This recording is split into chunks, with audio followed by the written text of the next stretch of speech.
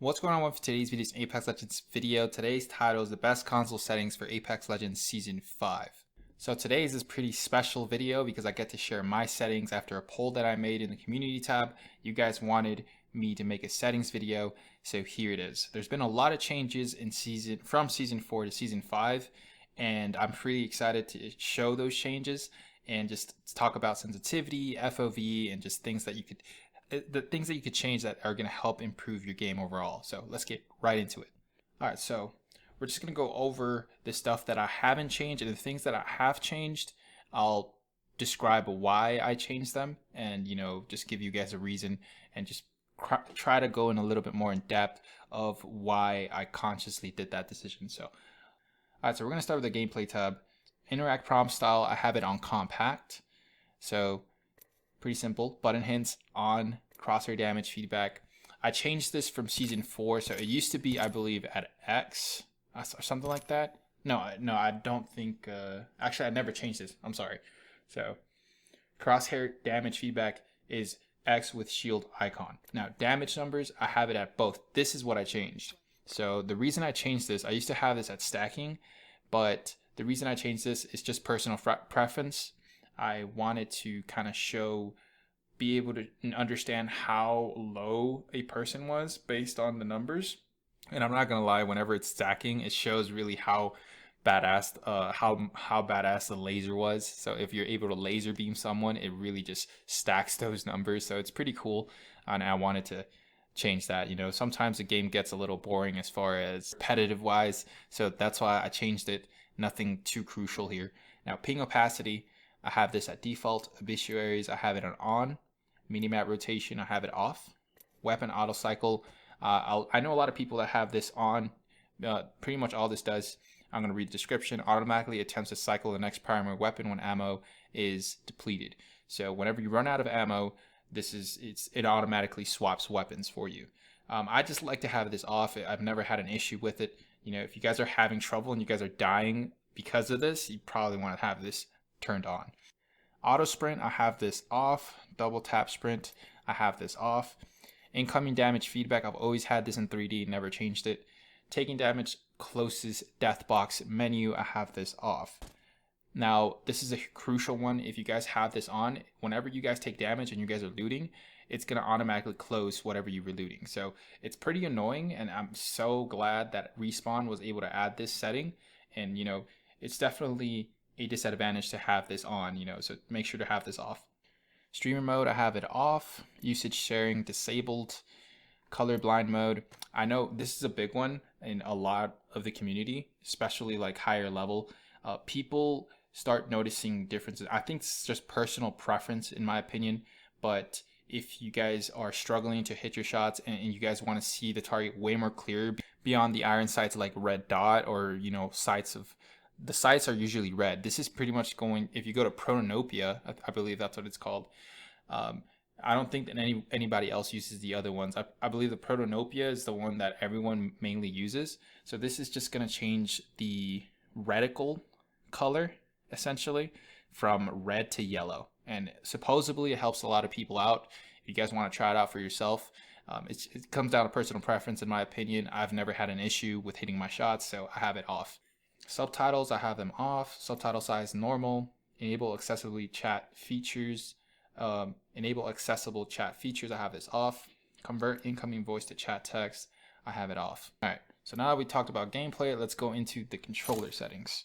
As far as button layout, I have mine at default. The reason I have mine at default is because I play claw grip. So essentially what that is with my pointing finger, if I could, your index finger is how I'm able to press my buttons. And essentially my middle finger is where I'm able to just do right trigger and right bumper. So essentially what that allows me to do is to continue to keep both thumbs on the thumbsticks, on both sticks, at this simultaneously being able to hit buttons. And it's a crucial thing around, first person shooters competitively. So that's why I always wanted to learn claw grip. So yeah, pretty much keeping both thumbs on the thumbsticks at all times. If you guys don't have a controller layout that does that, or if there's other options, you don't have to learn how to play claw grip. You can also use scuff controllers, elite controllers, controllers that have paddles. I know a lot of people that play with paddles, so that's pretty cool too. I just wanted to learn how to play claw grip, so that's why I did that. So essentially, again, just explaining it one more time, is keeping both thumbs on the thumbsticks, essentially. So both thumbs on the thumbsticks, simultaneously being able to press buttons with my index finger, and then my middle finger is where I use my RT and RB. Now you could also change your controller layout if you don't have enough money to buy a SCUF controller or an Xbox Elite, or if you just don't want to learn claw grip because you're afraid of getting arthritis or anything like that, for whatever reason, then you could also change your controller layout and learn. You could also like customize it. So that's pretty cool. And I would suggest, being able to keep both thumbs on the thumbsticks while simultaneously being able to press buttons. It helps out a lot, trust me, in first-person shooters. Now, stick layout. I have this at default. Obviously, I don't play at Southpaw. I remember a lot of friends from Halo used to play at Southpaw, but anyways, that's not related. I just wanted to mention that. Interact, reload button, tap to use, and reload. This is really, really important because I don't see anybody else holding to grab ammo and stuff like that. You want to be able to just look at the ground and just press X and just be able to loot as fast as possible. So tap to use and reload. Crouch button, I have this at toggle. So this comes down to personal preference, okay? It depends on your strafing technique and if you're able to press B or whatever your crouch button is. This helps me out a lot to be able to strafe and do different movement whenever I'm in a firefight or just in a fight.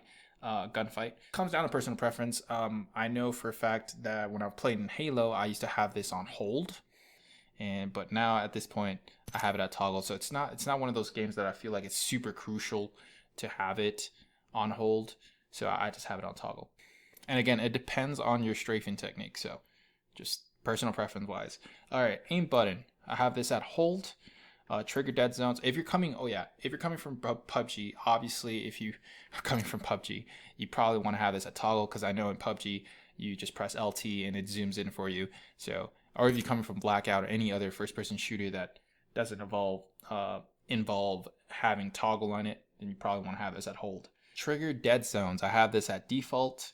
Menu cursor speed. I have this. Let me see. 1, 2, 3. That's all that does. Is you're able to loot way faster with controller. Unfortunately, you still can't strafe while looting, which is something that I've wanted Respawn to add for a very long time, but we're not talking about that. Menu cursor speed, I have it 1, 2, 3. All right. Look sensitivity, I have mine at 4, and look sensitivity ADS, I have it at the same. I know people that play at 4 and default 3. I know some people that play like at a 6, which I used to play. This was my sensitivity for Blackout back in the day. I played at a much higher sense in Call of Duty. But here, I have it high 4 and look sensitivity ADS same. Now my per optic settings, I have this completely off. Never had an issue with it. I'm able to hit my Kraber shots just perfectly. I'm able to just kind of lead my shot and just be able to predict where the target is going to be. Response curve, I have this classic. Look dead zone, I have it small. Movement dead zone, I have it small. Inverted look off. Vibration off. Super important. You don't want to play first person shooters with vibration on. It just kind of messes with your muscle memory, so you want to have this off. Advanced look controls. This, if you want to mess with your sensitivity even more, then you kind of go here, turn it on, and there's a bunch of good settings here that you can mess around with, but I have mine at off. All right, so now that we talked about the controller, let's go into our video settings. So my brightness is 1 above the default.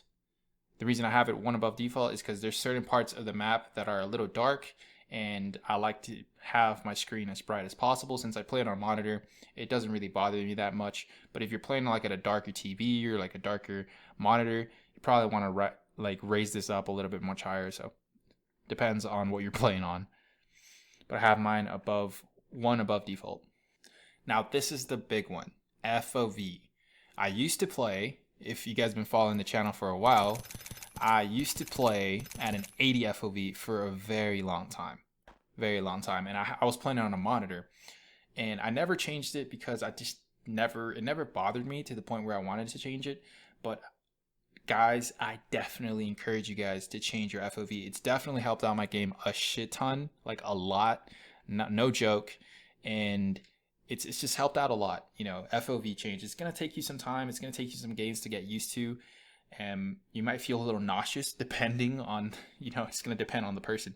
Personally, it helped out my game so much, and I was just able to see more of the screen just around me. It's going to be a little bit harder to hit your shots maybe at longer distances because it's stretching the screen out, so if you're playing like a big TV, I don't recommend you changing your FOV because it's already a huge TV, right? So it's at that point, it just depends. It depends on the situation. If you play it on a monitor, then I definitely suggest you guys playing or messing around with your FOV. I play at an 104 FOV. You guys are interested. Sprint view shake. Again, you want to change this from normal to minimal. So those are my video settings. As far as audio, master volume 100%, sound effect volume 100%, dialogue volume 100%, music volume 70%. The reason I have it at 70 is because sometimes I don't want to be blasted with the music whenever you drop. So I just kind of want to, take it chill. Lobby music volume, I have it at 0% since I listen to my own music while I'm in the lobby. Don't really want to be listening to both simultaneously. Disable voice chat, I have this off.